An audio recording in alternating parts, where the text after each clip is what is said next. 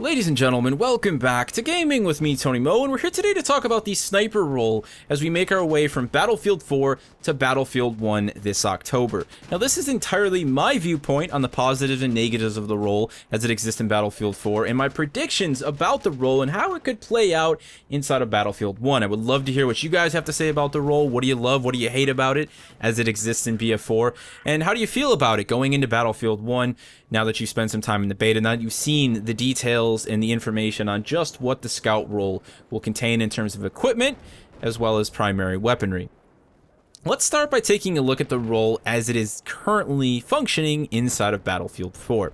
Now, for the most part, we have the baseline for a really great reconnaissance role inside of Battlefield 4. We've got a Recon Kit that comes equipped with things like a radio beacon, a SOFLAM, we've got the MAV, we've got the TUGs, we even have things like the motion sensors which were added into BF4, an outstanding tool for scouting enemy positions. Really great for when your team is pushing into something like a condensed close quarters environment, really trying to find a way to discover enemy positions before they make that big push to capture that objective, or maybe your team's just locking down a position and they need to be a little bit more aware of the enemies that are surrounding them.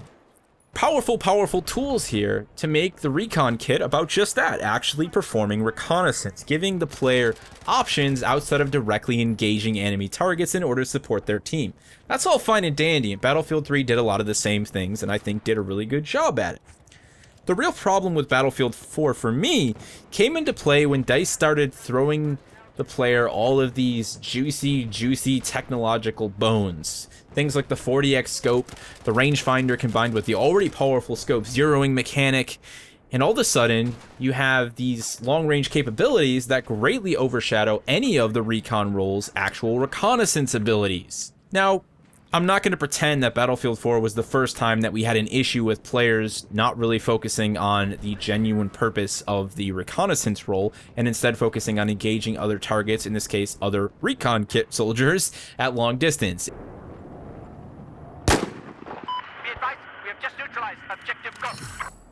It was an issue in Battlefield 3, and you could even argue that it was an issue back in the days of Bad Company. But this was a prime example of DICE not really doing anything to resolve that issue, instead doing a lot of things to encourage it to become a bigger and more common issue across the people who chose to run the Recon Kit. Was not a big fan of this, was not a big fan of the guy sitting half glitched out on the map, trying to hit people with his 40x scope from 2,000 plus meters. It wasn't fun for anyone, and there was an abundance of people playing the role in this manner.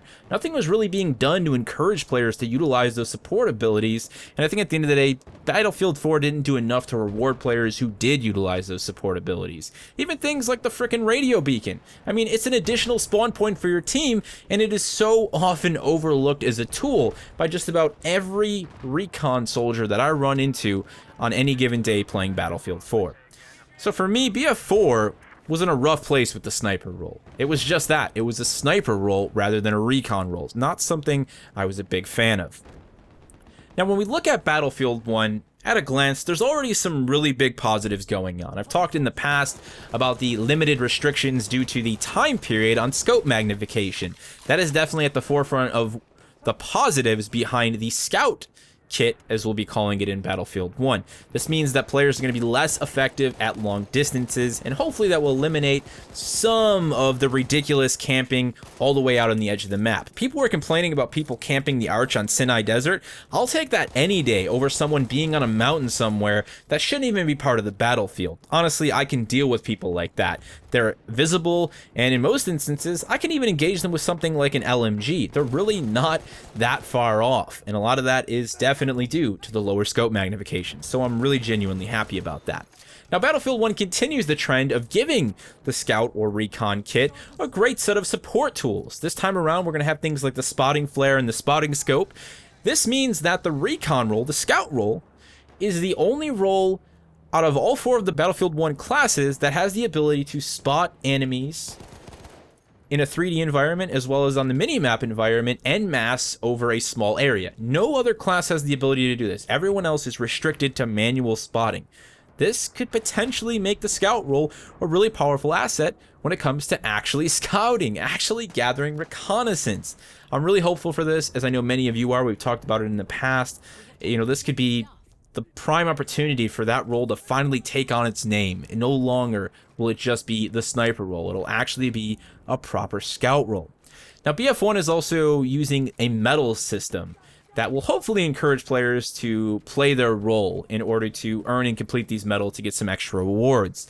Now, DICE hasn't really made it clear as to what rewards might be behind those medals. They're probably just medals. Maybe they're attached to achievements, depending on your platform.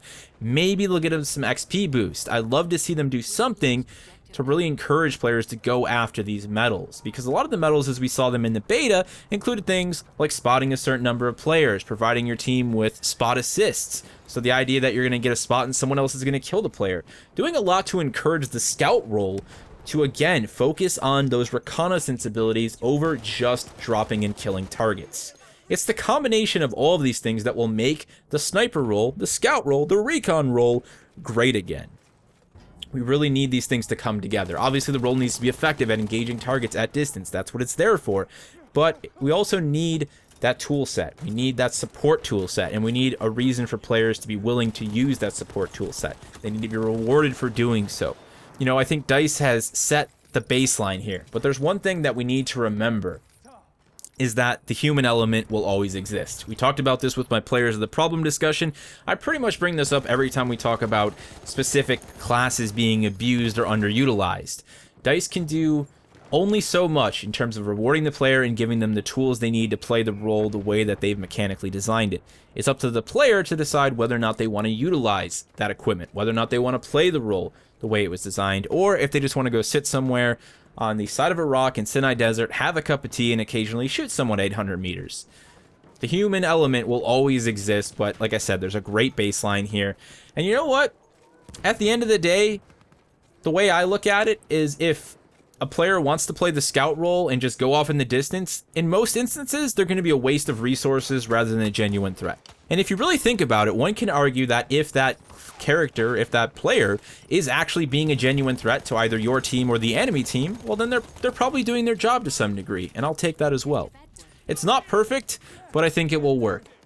I'm also going to be doing a series of guides that is going to be tied to my Battlefield 1 Player's Guide that is going to talk specifically about the scout role and how to best utilize it to be a genuine reconnaissance asset for your squad and teammates. Keep an eye out for that in the inevitable future.